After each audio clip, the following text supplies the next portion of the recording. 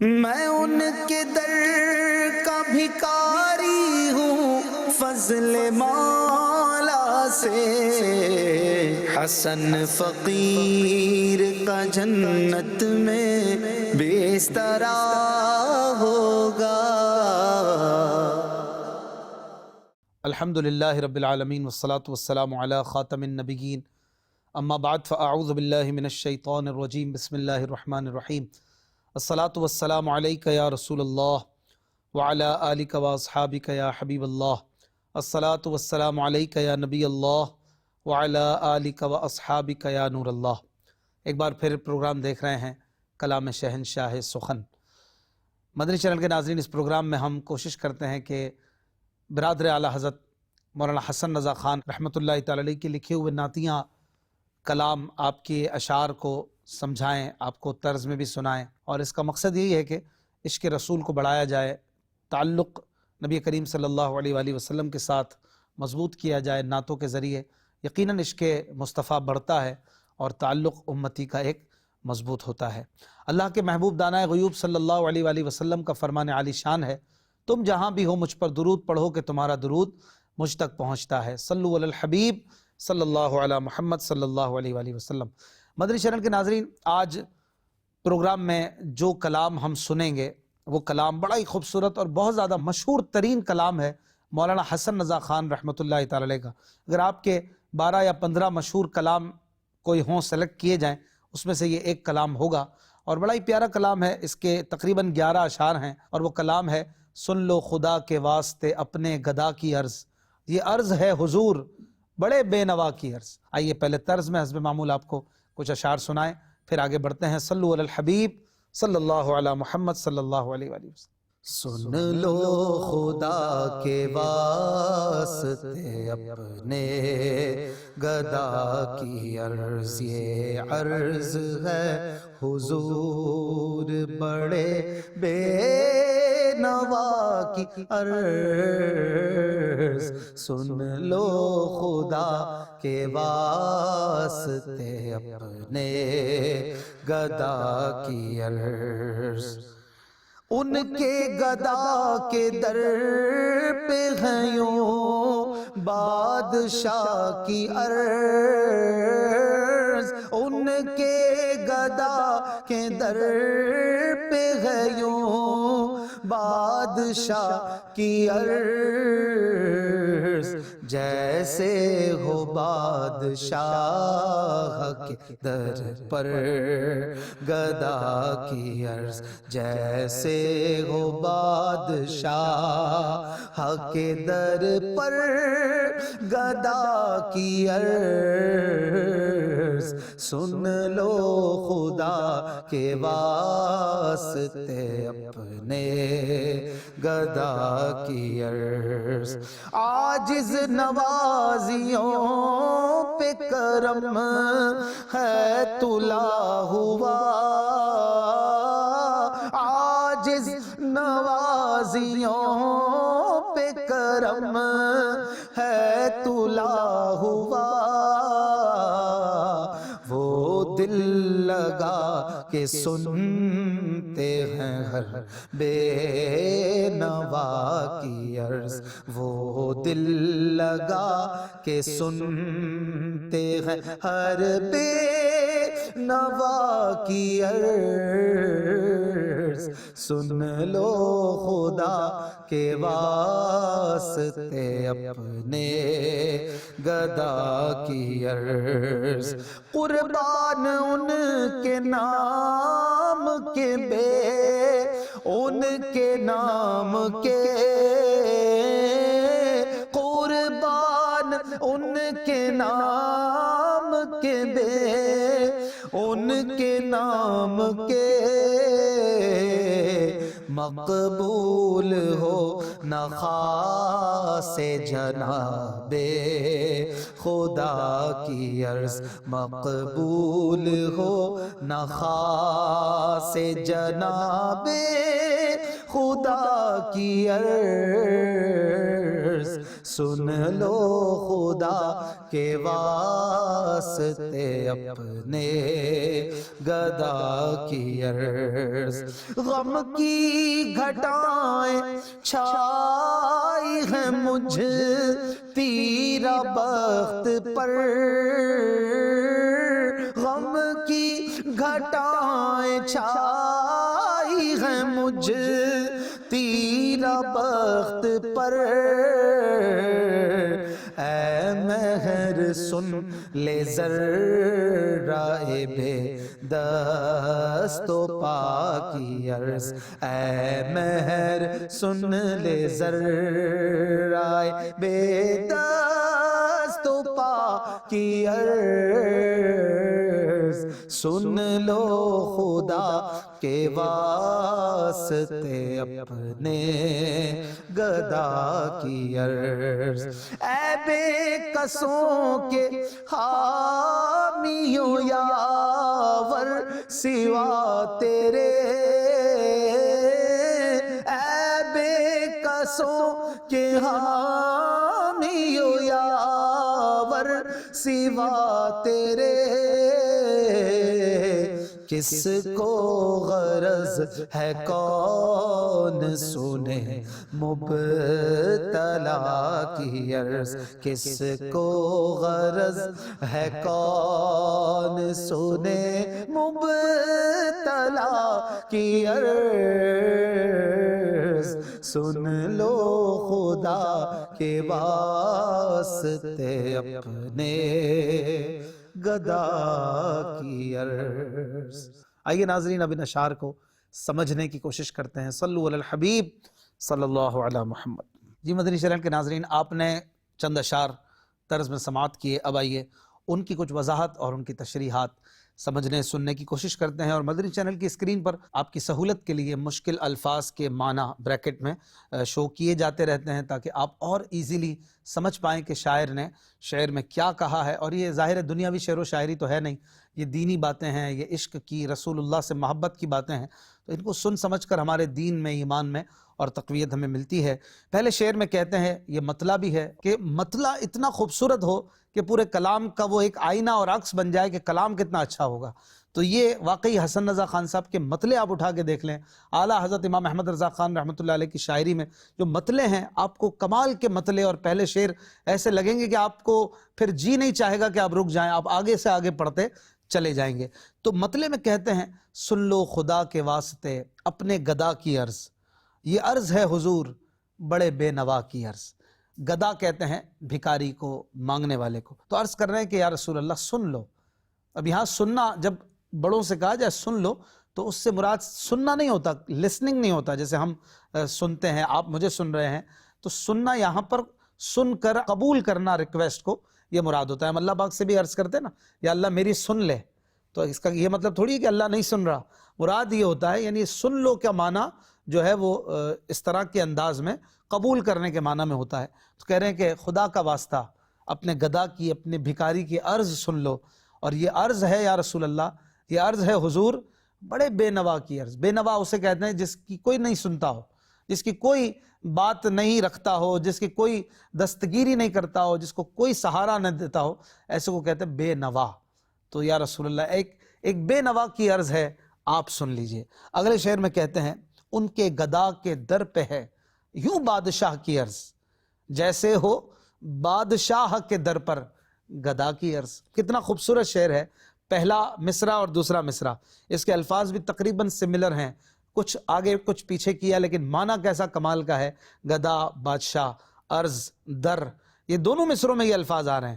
لیکن آپ دیکھیں کہ کیا خوبصورت بات کی ہے کہ ان کے گدا، یعنی میرے آقا صلی اللہ علیہ وآلہ وسلم کا جو گدا اور منگتا بن جاتا ہے نا، اس کے در پر بڑے بڑے بادشاہ یوں عرض کرتے ہیں، یوں آ کر فریادیں کرتے ہیں، جیسے ہو بادشاہ کے در پر گدا کی عرض، کہ جیسے بادشاہوں کے در پر بھکاری عرض کرتے ہیں، فریاد کرتے ہیں، ایسے میرے آقا کے در کے بھکاری کے دربار میں آ کر بڑے بڑے بادشاہ اپنی فریادیں کرتے ہیں۔ یہ تو میرے آقا کے دربار کے بھکاری کا عالم ہے، تو میرے آقا کا کیا عالم ہوگا؟ سبحان اللہ، سبحان اللہ۔ یہ بڑا ہی خوبصورت اور کمال کا شعر ہے۔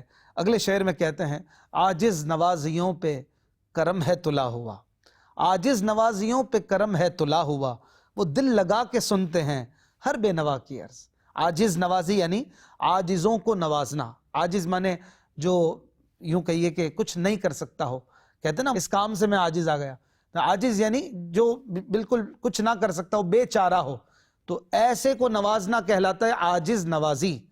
تو پیارے آقا کا کرم یہ تلا ہوا ہے۔ تلا ہونا یعنی کسی چیز پر انتہائی درجے پر آمادہ ہونا، بہت زیادہ تیار ہونا، اسے کہتے ہیں تلا ہونا۔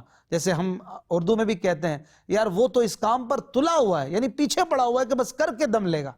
تو ہمارے نبی کا کرم بھی ہم عاجزوں کو نوازنے پر تلا ہوا ہے کہ وہ دل لگا کے سنتے ہیں ہر بے نوا کی عرض، ہر بے سہارا کی عرض کو بڑے دل لگا کر اور بڑے اہتمام سے میرے آقا سنتے ہیں۔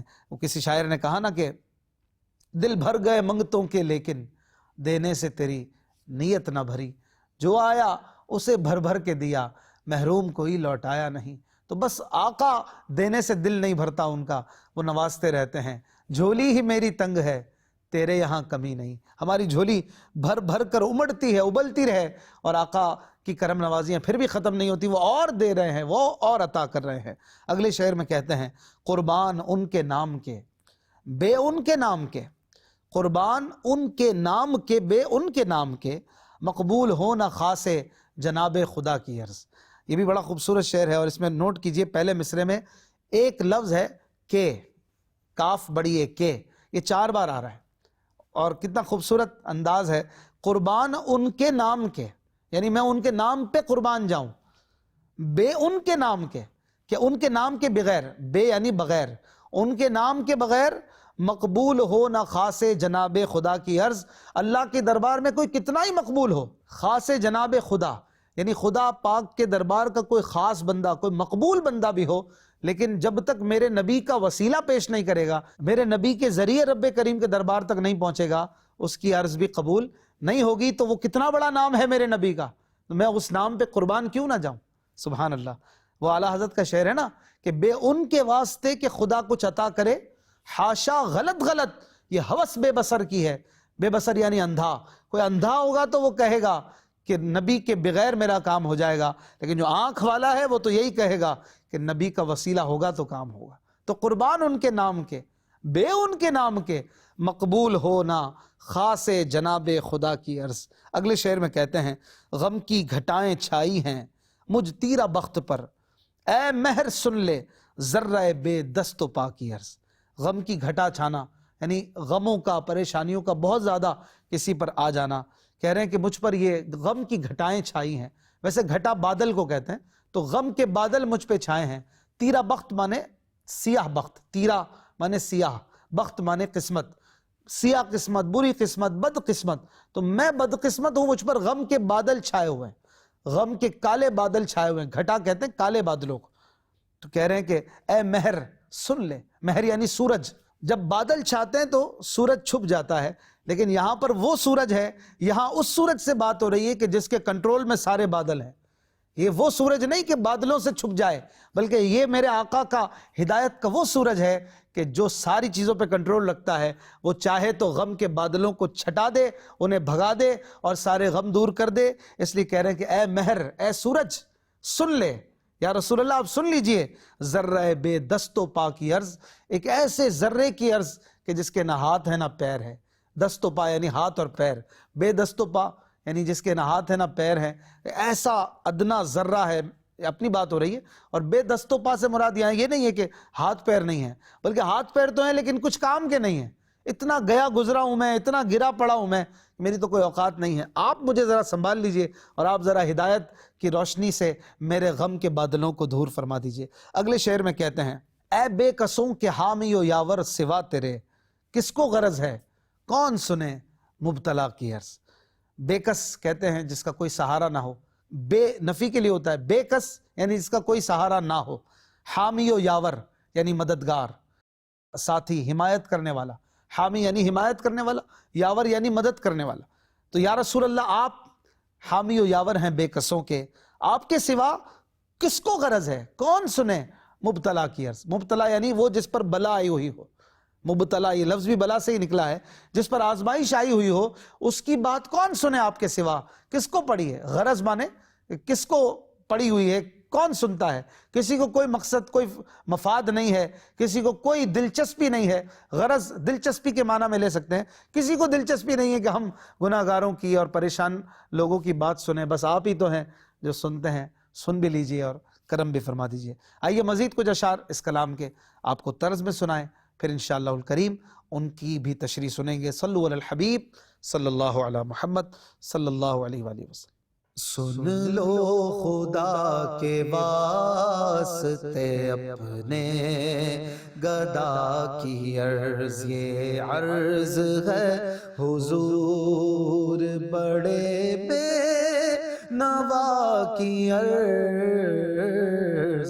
سن لو خدا کے واسطے اپنے گدا کی عرض، اے کیمیائے دل میں تیرے در کی خاک ہوں، اے کیمیائے دل میں تیرے در کی خاک ہوں، خاک در حضور سے ہے کیمیا کی عرض، خاک در حضور سے ہے کیمیا کی عرض۔ سن لو خدا کے واسطے اپنے گدا کی عرض، الجھن سے دور نور سے معمور کر مجھے، الجھن سے دور نور سے معمور کر مجھے، اے زلف پاک ہے یہ اسیر بلا کی عرض، اے زلف پاک ہے یہ اسیر بلا کی عرض۔ سن لو خدا کے واسطے اپنے گدا کی عرض، دکھ میں رہے کوئی یہ گوارا نہیں انہیں، دکھ میں رہے کوئی یہ گوارا نہیں انہیں، مقبول کیوں نہ ہو دل درد آشنا کی عرض، مقبول کیوں نہ ہو دل درد آشنا کی عرض۔ سن لو خدا کے واسطے اپنے گدا کی عرض، کیوں طول دوں حضور یہ دیں یہ عطا کریں،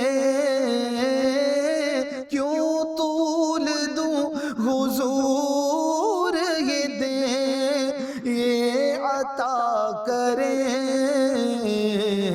خود جانتے ہیں آپ میرے مدعا کی عرض، خود جانتے ہیں آپ میرے مدعا کی عرض۔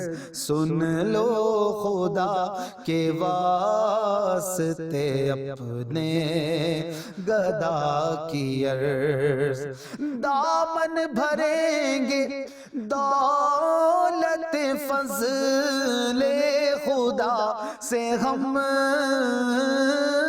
دامن بھریں گے دولت فضل خدا سے ہم، خالی کبھی گئی ہے حسن مصطفیٰ کی عرض، خالی کبھی گئی ہے حسن مصطفیٰ کی عرض، سن لو خدا کے واسطے اپنے گدا کی عرض۔ آئیے ناظرین اب ان اشعار کو تشریح کے ساتھ سمجھنے کی کوشش کرتے ہیں۔ صلو علی الحبیب صلی اللہ علی محمد۔ جی مدنی چینل کے ناظرین، آپ نے مزید اشعار طرز میں سنے، کلام جاری ہے تشریح کے ساتھ۔ سن لو خدا کے واسطے اپنے گدا کی عرض۔ اگلے شعر میں کہتے ہیں جو آپ نے طرز میں سنا، اے کیمیائے دل میں تیرے در کی خاک ہوں، اے کیمیائے دل میں تیرے در کی خاک ہوں، خاک در حضور سے ہے کیمیا کی عرض۔ کیمیا کسے کہتے ہیں؟ کیمیا یہ ایک مشکل لفظ ہے اردو کا۔ کیمیا کہتے ہیں علم ہے کہ جس سے مٹی کو سونا بنایا جاتا ہے، اور ویسے جنرلی کیمیا جو ہے وہ دوا کو بھی کہتے ہیں، جو ایسی دوا جو بڑی فوراً فائدہ کرنے والی ہو، فوراً اثر کرنے والی ہو، اسے بھی کیمیا کہا جاتا ہے۔ تو کیمیائے دل کا معنی ہوتا ہے دل کو صحت دینے والا، دل کو ایسی دوا دینے والا کہ دل مضبوط ہو جائے۔ اور ہمارا دل یہ حضور کے قبضے میں ہے، ہمارا دل یہ بیمار ہے تو حضور اس کو شفا دینے والے ہیں، حضور ہی تو اس کی دوا ہیں۔ تو کہہ رہے اے کیمیائے دل، اے دلوں کو صحت بخشنے والے آقا، میں تیرے در کی خاک ہوں، میں آپ کے در کی خاک ہوں، خاک در حضور سے ہے کیمیا کی عرض۔ اور یہ کون کہہ رہا ہے؟ عام ذات کی بات نہیں ہو رہی، بلکہ یہ مکالمہ ہو رہا ہے کیمیا کا خاک در مدینہ سے، یعنی جو چیز مٹی تھی وہ سونا بن گئی، اب بڑی اثردار دوا ہے یا بڑی ہی قیمتی چیز بن گئی، سونا بن گئی۔ وہ عرض کرتی ہے در مصطفیٰ کی خاک سے کہ اے در مدینہ کی خاک، اے خاک در حضور، میں تو آپ کے در کی خاک ہوں۔ خاک سے یہ سونا کہہ رہا ہے، گویا کہ گولڈ کہہ رہا ہے، خاک سے، مٹی سے، جس کو کوئی نہیں پوچھتا، لیکن وہ اگر میرے حضور کے در کی خاک ہے تو پھر سونا بھی اس کی غلامی قبول کرتا ہے اور کہتا ہے کہ میں تیرے در کی خاک ہوں، میں تیرے در کی خاک ہوں۔ یہ خاک سے کہا جا رہا ہے، خاک در حضور سے یہ عرض کر رہی ہے کیمیا، اور کہہ رہی ہے کہ میں آپ کے در کی خاک ہوں۔ یہ ایک خیالی انداز ہے، ایک تخیلاتی بات ہے کہ خاک اور سونا تو آپس میں بات نہیں کر سکتے، لیکن یہ خیال اور عشق کی باتیں ہیں کہ سونا کہے مٹی سے کہ میں تیرا غلام ہوں، یہ کیسے ہو سکتا ہے؟ لیکن اگر وہ مٹی مدینے کی مٹی ہو تو پھر سونا بھی کہے کہ میں تو آپ کے در کی خاک ہوں۔ اگر آپ نے مجھے نبھایا ہوا ہے تو میں سونا ہوں، اگر آپ مجھے نہ سنبھالیں تو میں سونا نہ رہوں۔ مدینے نے تو سب کو سنبھالا ہوا ہے نا۔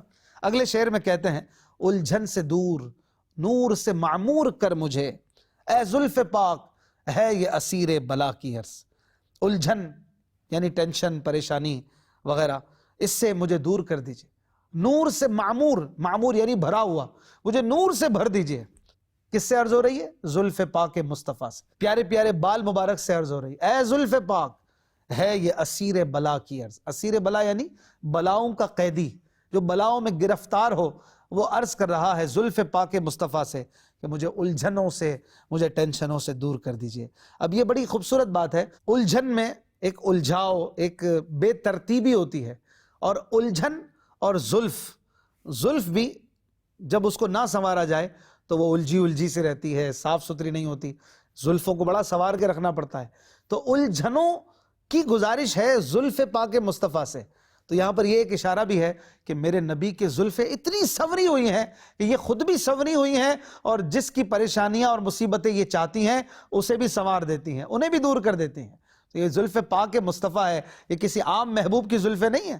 اگلے شعر میں کہتے ہیں دکھ میں رہے کوئی یہ گوارا نہیں انہیں، مقبول کیوں نہ ہو دل درداشنا کی عرض۔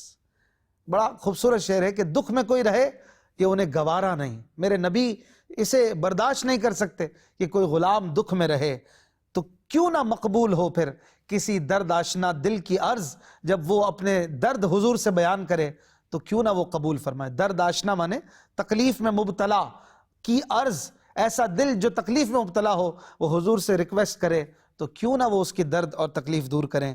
مولانا حسن رضا ایک اور شعر میں کہتے ہیں نا کہ کبھی ایسا نہ ہوا ان کے کرم کے صدقے، ہاتھ کے پھیلنے سے پہلے نہ بھیک آئی ہو۔